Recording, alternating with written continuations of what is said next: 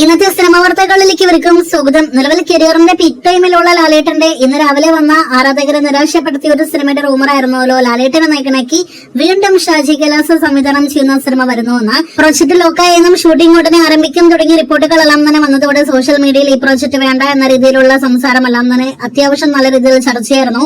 അങ്ങനെ ഒരു റൂമർ വന്നതോടെ ആ റൂമറിനോട് പ്രതികരിച്ചിരിക്കുകയാണ് സംവിധായകൻ ഷാജി കൈലാസ്. അദ്ദേഹത്തിന്റെ ഫേസ്ബുക്ക് പോസ്റ്റിൽ നിന്ന് വ്യക്തമാകുന്നത് അങ്ങനെ ഒരു ലാലേട്ടൻ പ്രൊജക്ട് നിലവിൽ തന്റെ സംവിധാനത്തിലില്ല എന്ന് തന്നെയാണ്.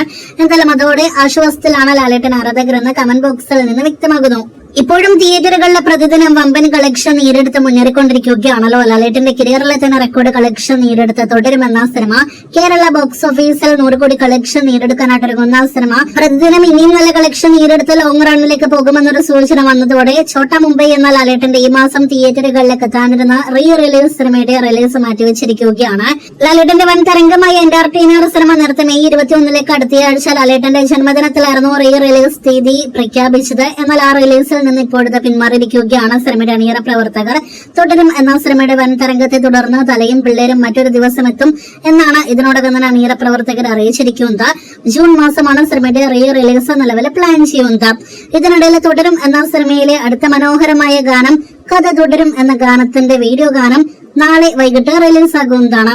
കാത്തിരിക്കാം സിനിമയുടെ കൂടുതൽ വാർത്തകൾക്ക്.